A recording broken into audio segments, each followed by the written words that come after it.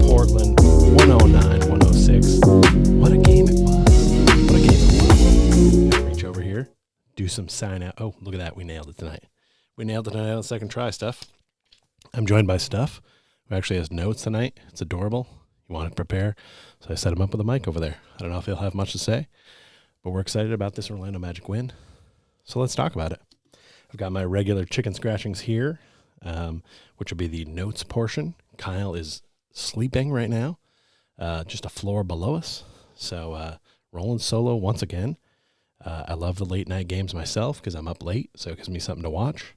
But it does leave me here rolling solo. Not that you're not a great assistant, Steph. So, yes, this win, 109-106. Let's talk about it the way I would normally do. I'm just going to go through my chicken scratchings and talk about the game as I saw it unfold. First of all, the Portland Trailblazers repping in the airport carpet unis. I don't hate these uniforms. I just don't see the point of them.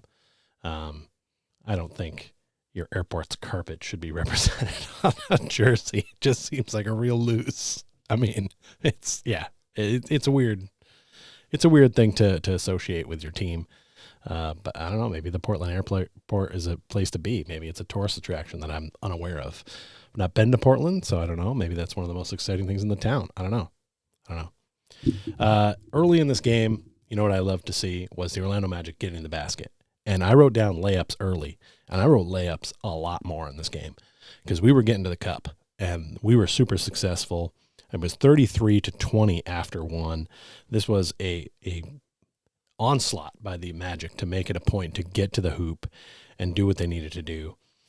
As far as guys on the Blazers, the Yusuf Nurkic he's a goon, man, but he's solid. He does big man shit, and if he's on my team, I'd love him, but I dislike him because he's on the other team. He's not very mobile, though. I wish for his sake he was a little more mobile. He's not really like a true rim protector or anything like that, but he is a beast. He uses his size. His beard looks a little puby to me, if I may. It just doesn't match like his hair. They're like two different colors or consistencies of weirdness that it looks awkward. But that aside, he always seems to have a big game against us. I know he has big games against some other teams. He's obviously a starting player for the Blazers, but it seems like he ups it a little bit. Also, to get back in the pregame, did not know or forgot that Paulo's dad is named Mario, which is a very unique name, I feel. Like, it's a me, Mario. I don't know. I just thought it was weird. I'd never seen his parents, I don't think, together. And if I was critiquing the Magic the way I critique other teams, I think I'd be like, this looks like the couple least likely to create an NBA star. They just look really mismatched to me, but they seem lovely. I loved the flare of his mom's jacket, and they were sitting right there courtside because this is the closest he'll come to playing a home game in Seattle. So apparently he had lots of family there, and he had a big first quarter to really get us out on a roll. I also then learned, I don't remember the first man's name, the names of the first guy. I'm calling him Weeb Eubanks because that's a Eubanks I know. He looks like Hidu Turkoglu with a flat top and a meth addiction. And, I'm not sorry about it. It's just what I saw, and it's what I said at the time. Stuff laughed, so I said, all right, I'll say it on the show. After that first quarter, in which we put out a 13-point lead, we got to see the Blazers dancers, and they have entered the chat. And stick around to see if they can take the title from the Pacemates on the next Court Cousins podcast, because it was a solid showing. In the second quarter, we got off to a slow start, kind of let the Blazers back into this thing.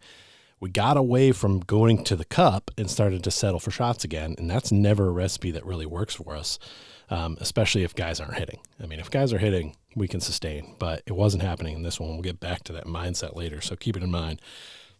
At the break, one of the fans won Jamba Juice for everybody. So last night, nobody got cookies in Sacramento, but tonight, Jamba Juice for all these people.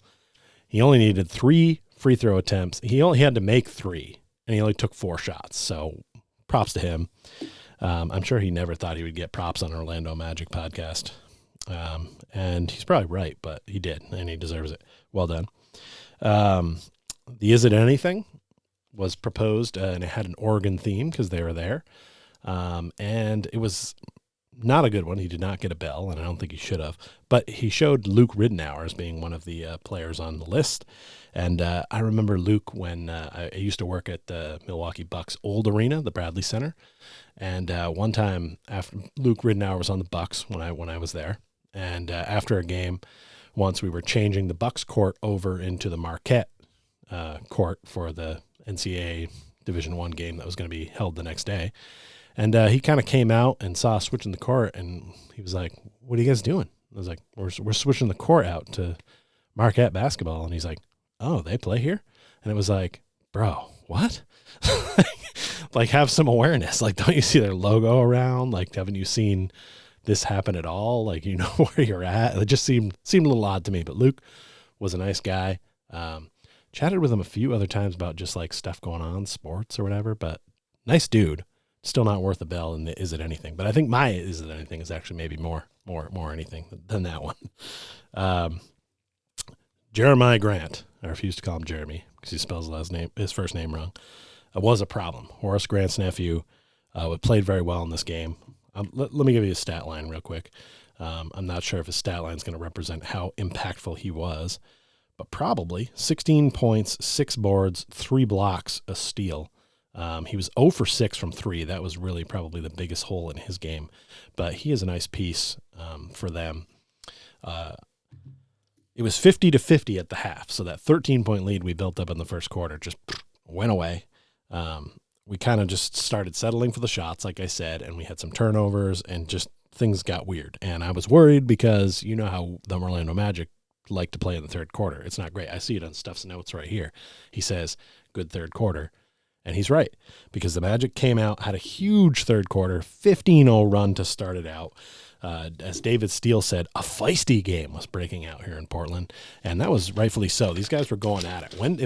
If you like big man play and some beef and just you know, I'm not going to say these words because when Charles Barkley says them and you take them out of context, it sounds pornographic. But Wendell Carter and Yusuf Nurkic going at it underneath was a fun matchup all night.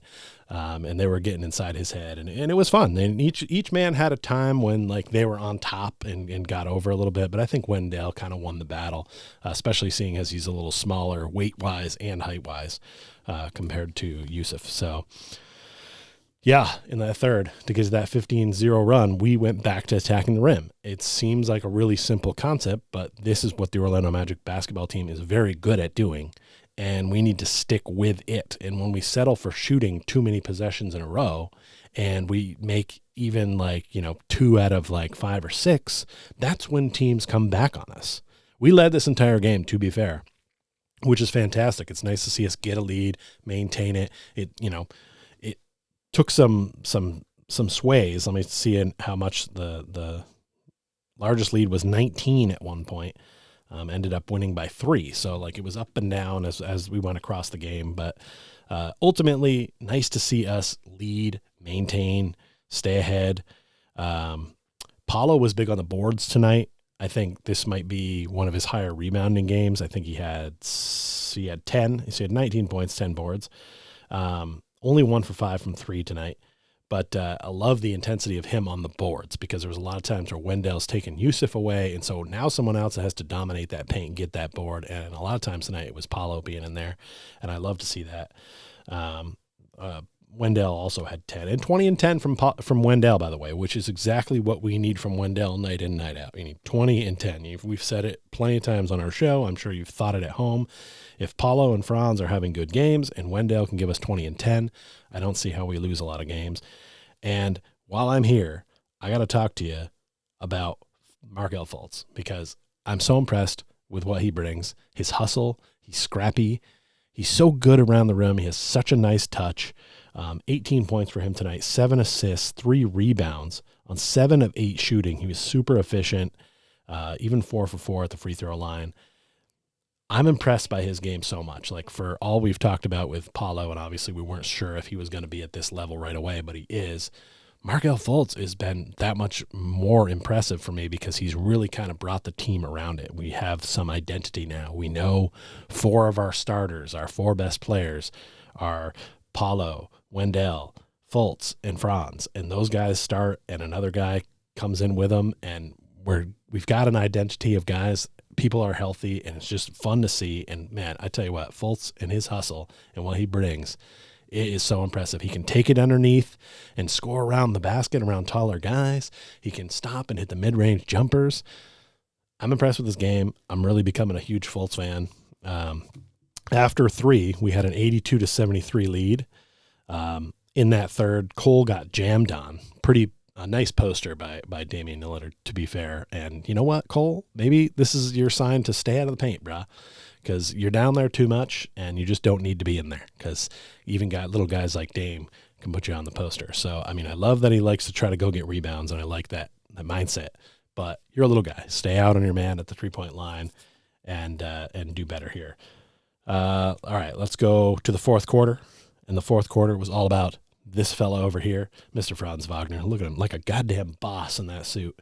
And he was a goddamn boss in this fourth quarter. 15 fourth quarter points for Franz, including a 3-ball right in Dame's eye when he switched onto him on defense.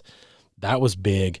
Then there was a charge call down the stretch, which the Magic actually challenged, and I was surprised at this challenge. They got it, and then Paulo got to make 2 free throws. So I feel like overall it was a worthy challenge, but it was risky, because if we don't win that challenge, then we would have had no timeouts for the last, I think it was about 1.5 minutes or 2 minutes at that point. And that would have been it. There just would have been no more timeouts, no free throws. It would have been a bad use of the challenge. And I felt that way a little bit more when there was Gary Harris called for a foul on a 3 by Dame Lillard, where he did not touch him, but they couldn't challenge again because they had already done it. NBA needs to take a look at that rule, because if you challenge and you win, you should get another challenge, or you get 1 per quarter or something to that effect. There needs to be a little bit more, because we need to just get these calls right, and they need to just go in and make sure that they're getting the right call. And this one, I mean, Gary never touched him, but we couldn't challenge it. So Dame got 3 free throws. He hit them all. This one was tight down the stretch because of that. And the Blazers at the end, down 3, had 3 different opportunities to shoot the 3-ball. Here is my key part about this. 3 different guys got up a 3. None of them were Dame Lillard. We played defense well. We made sure to keep the ball out of his hands, or if he had it, he was covered very tightly.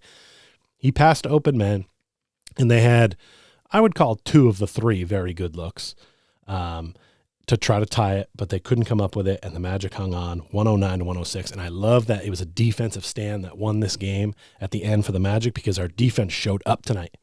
Only giving up 106 for points is a low amount in this modern NBA, but this game score seems more like a modern one as compared to last night, when the Sacramento Kings are setting records for three-point shooting.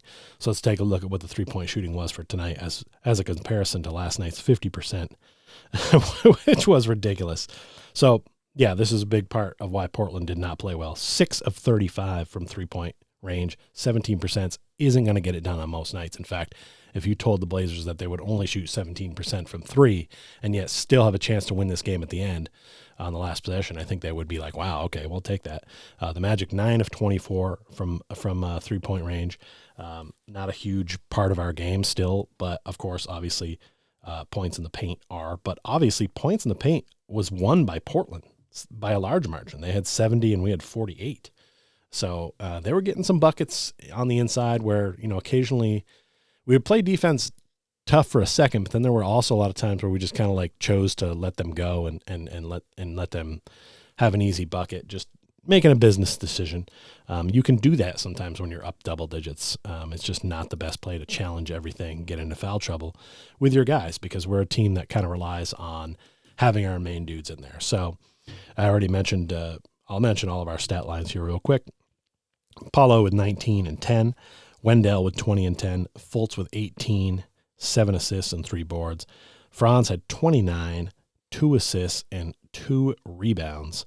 He's got to be the star of the game because of that fourth quarter alone. Off the bench, Moritz contributes 11, Cole Anthony with 6, and Jalen Suggs only 2. So not a lot of bench help tonight from the scoring purpose, but we did not go deep in the bench tonight. 1, 2, 3, 4, 5. I see we only went 10 deep. Bol was back, was on the bench, did not play. Also see Mo Bamba not playing. So interesting rotation. And T. Ross was in there for 15 minutes, kind of basically taking up space. His defense is upsetting to me at times, but I understand why he's in there, and it's not usually for that. Overall, this is a great game. Defensive team win. The stars were there. They showed up, and that's what you need to win ball games. And that's why the Orlando Magic went into Portland and got a dub tonight. I love to see it. You love to see it. You love to hear about it, and that's why you decided to watch or click this podcast or this audio or video if you're on YouTube. So I don't know. Anything else to say, Steph? Oh, Steph suggests that we celebrate correctly. And I don't think he's wrong.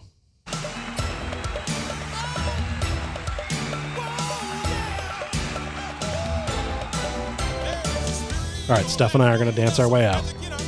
Thanks for coming. Magic win. They're back in action on Friday night in Utah, taking on the Jazz. Go Magic.